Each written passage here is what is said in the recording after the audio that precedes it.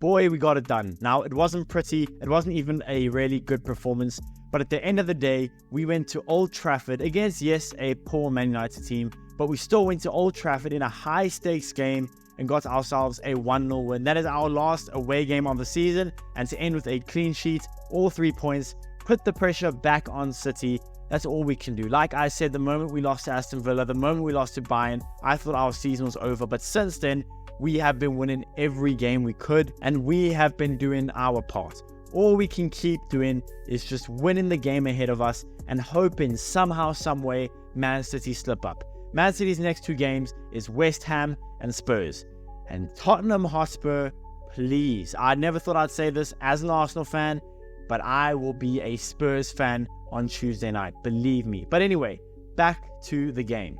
Overall, we weren't good. Let's just say it like it is. The first half was worse than the second. We weren't necessarily good. The very, very fast start that we had, and I thought we were on it. But after we scored that first goal, stupid mistake by Casemiro. After we scored that first goal, we kind of looked a little bit afraid, a little bit timid, and we looked like we just wanted to get out of the game. Now, at the end of the day, we did win 1-0, so it's not really that big of a deal. But it was just a little bit worrying that we allowed United to have their chances. Now, United couldn't put a shot on target to save their lives, but at the end of the day, we weren't good. And I would have loved a better performance, but at this stage of the season, in this situation, it doesn't matter how we win. It really doesn't. At the end of the day, we got 3 points. There's nothing more you can complain about.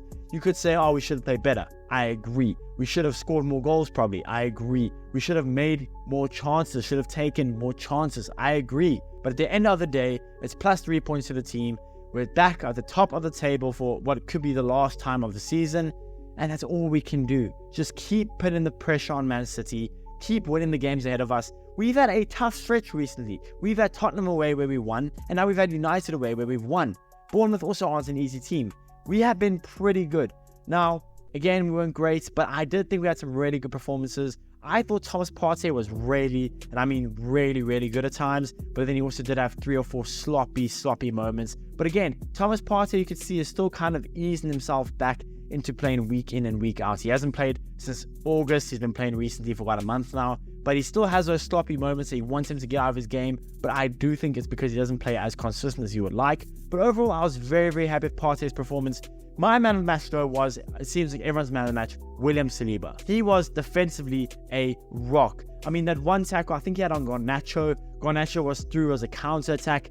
And Saliba, the tackle that he had was just so cool, calm, and collected. I was so impressed by William Saliba's performance. I thought he was by far our man of the match. David Raya, yes, you didn't have to make any saves, but towards the end of the game, when United were pounding our goal, every cross that came in, David Raya collected it so easily. And this game, in the weather, the rain that we had, for David Raya to play as well as he did with the crosses and to collect them so easily and so comfortably, that was a very, very impressive sight to see. Bukayo Saka kind of had an off day a little bit here and there. He was good at times. He helped a lot in the attacking third. Odegaard really, really good. Ben White, I thought in that first half was arguably our best player on the pitch.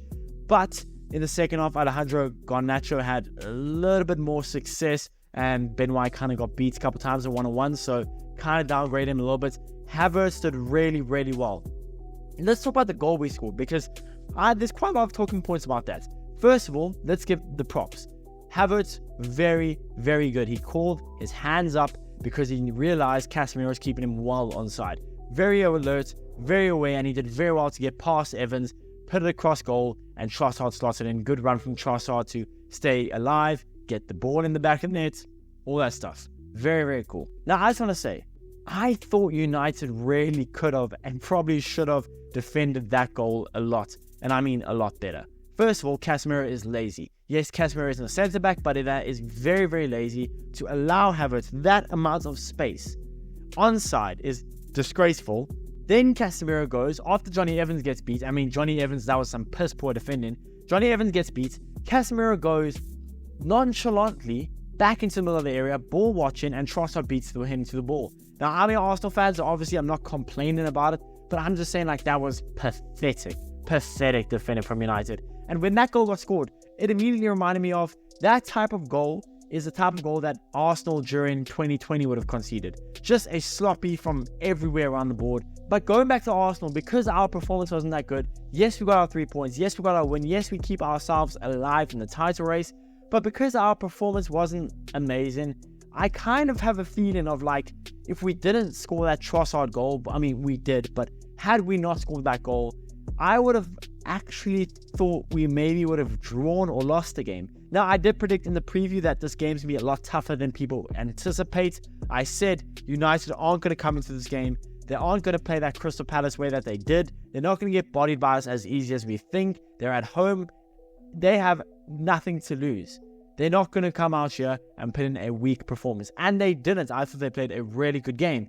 The reason I say I think if we didn't score that Trossard goal, we wouldn't have won the game was because we would have either overextended ourselves and United would have eventually scored, or we just really weren't good. We didn't create that many golden opportunities after the Trossard goal.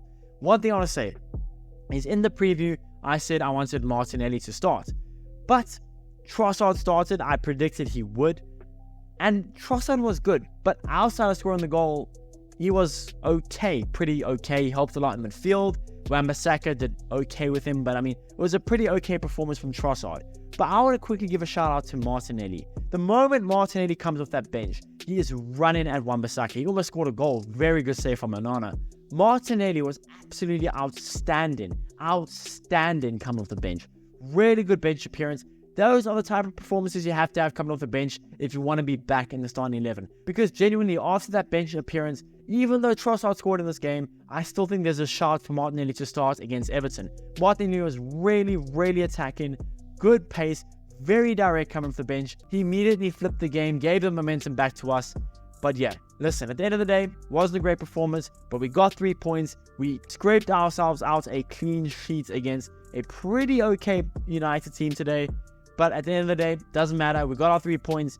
On to Spurs now. Tottenham Hotspur, please do something. A draw is good enough. Just do something, please.